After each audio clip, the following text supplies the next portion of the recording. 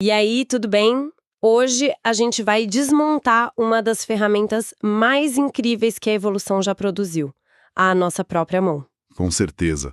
Pensa bem, como é que a mesma estrutura que tem a força bruta para segurar uma marreta ou se pendurar numa barra, também tem a precisão delicada para passar uma linha numa agulha? Exato. Ou mandar uma mensagem no celular. Parece um paradoxo, né? Totalmente. É uma verdadeira obra de engenharia biológica. E a resposta para esse paradoxo não está nos músculos. Pelo menos, não só neles. O segredo está na arquitetura, sabe? No design dos ossos por baixo de tudo. É isso que a gente vai investigar hoje, então. Isso. Usando como guia o material que a gente recebeu. Um mapa detalhado dessa estrutura.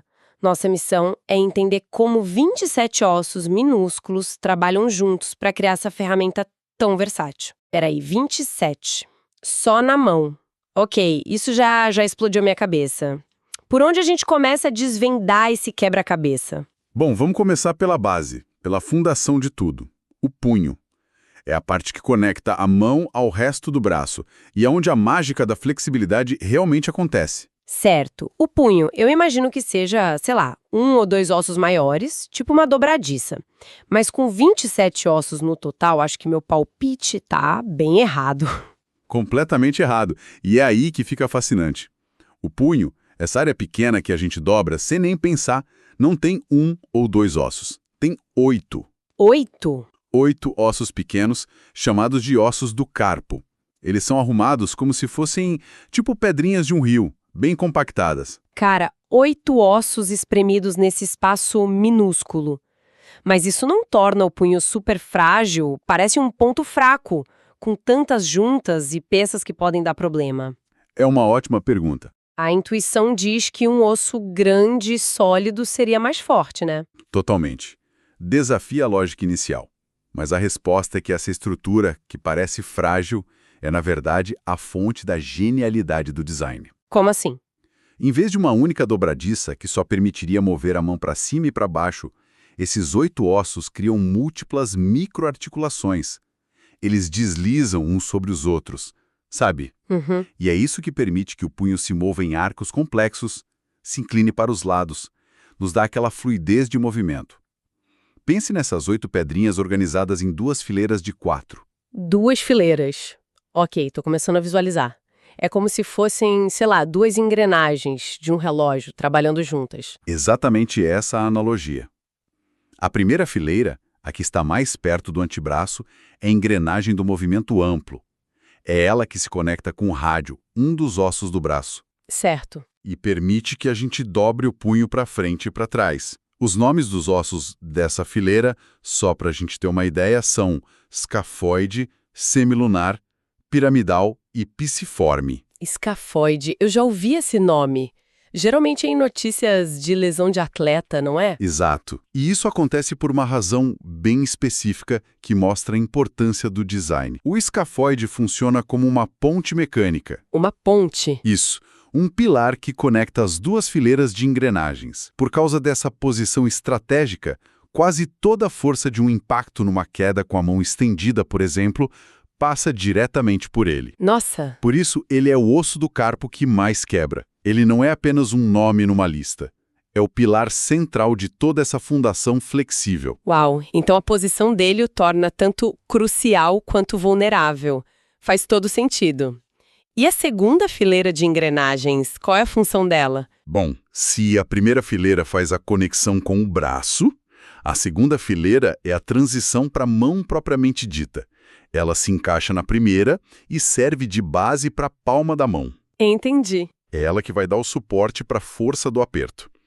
Os ossos aqui são o trapézio, trapezoide, capitato e o amato. Certo. O que é interessante no amato é que ele tem uma pequena proeminência, um ganchinho, que serve para prender ligamentos e músculos.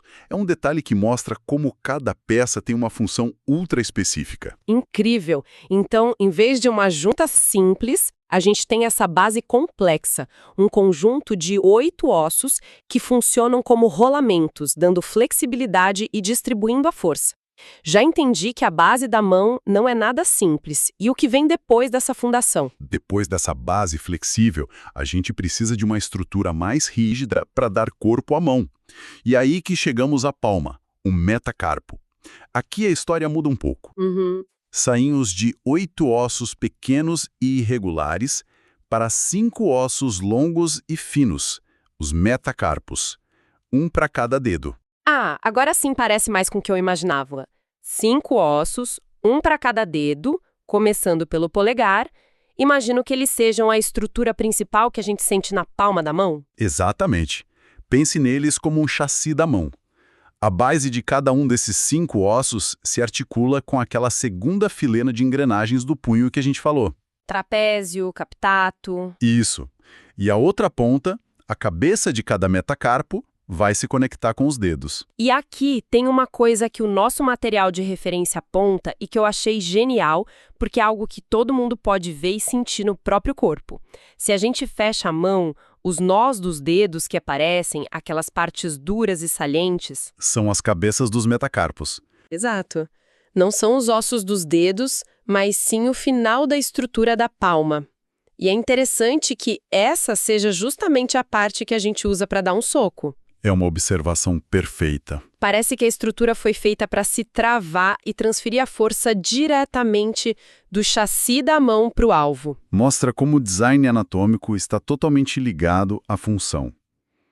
Quando você fecha o punho, essa estrutura se transforma de uma base para os dedos em uma arma compacta.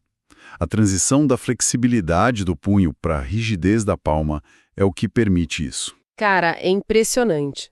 Cada vez que a gente olha mais de perto, mais complexo fica. 8 ossos no punho com nomes complicados, cada um articulando de um jeito, depois 5 na palma, cada um com sua base, corpo e cabeça. A quantidade de nomes e conexões para memorizar só nessa parte do corpo é absurda.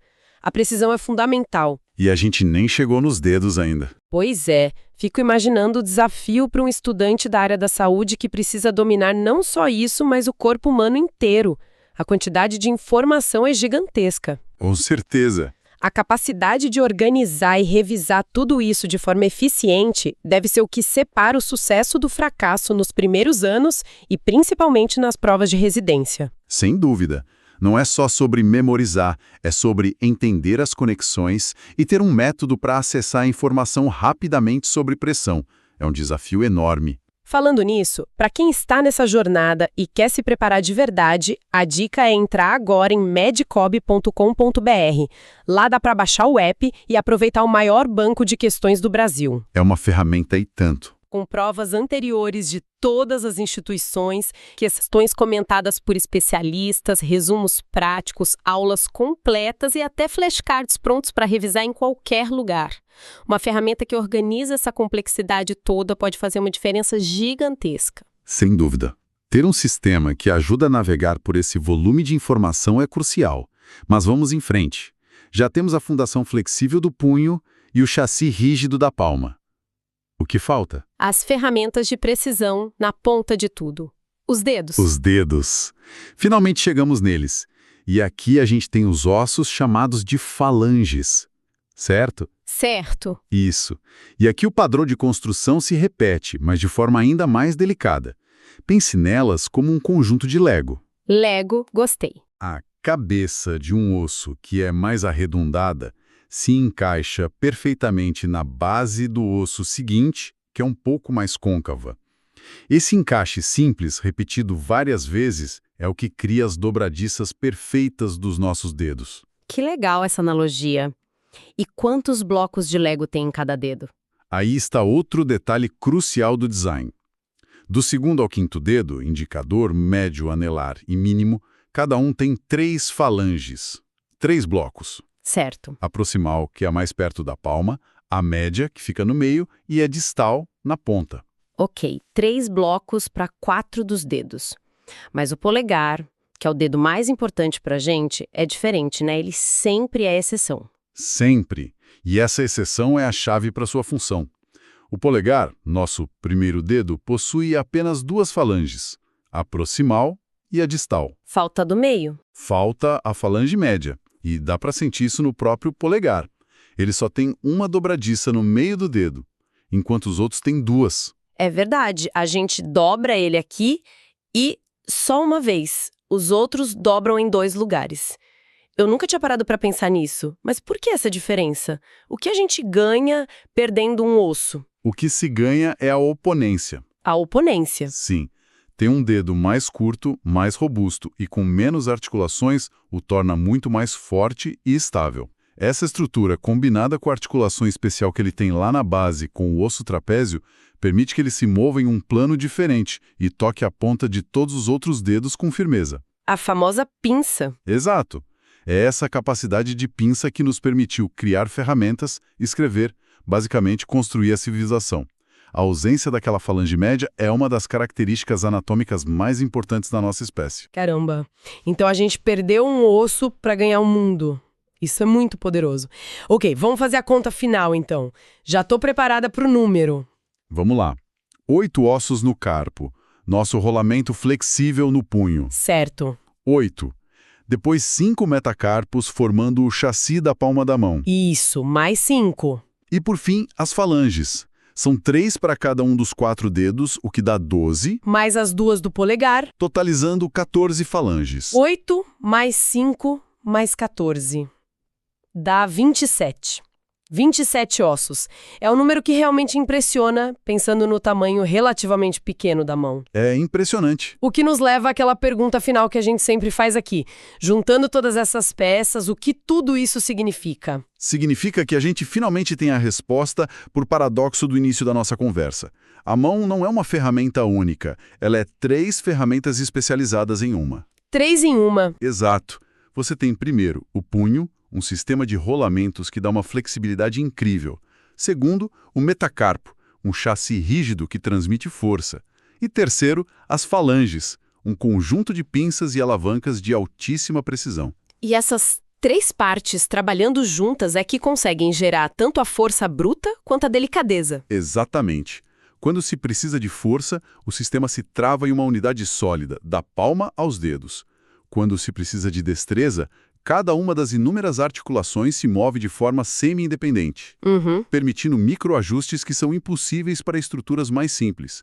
A mão é o exemplo perfeito de como a forma anatômica não está apenas ligada à função, ela é a própria função manifestada. Uma engenharia biológica que a gente usa todo santo dia sem dar o devido valor. Essa análise mostra uma complexidade que é quase invisível. E, como sempre, fica uma ideia para se pensar. Manda! A gente falou sobre como a fratura do escafoide, aquele osso-ponte no punho, é comum por causa da sua posição. Agora, pensando nessa arquitetura tão interligada de 27 ossos, como a lesão em apenas um desses componentes minúsculos, não só o escafoide, mas qualquer um deles, pode gerar um efeito cascata que compromete toda a funcionalidade da mão, transformando uma ferramenta de precisão em uma fonte de dor e limitação, afetando desde o aperto de mão mais firme até o mais delicado dos gestos. É uma reflexão sobre como, em sistemas complexos, a integridade do todo depende criticamente da saúde de cada uma de suas menores partes.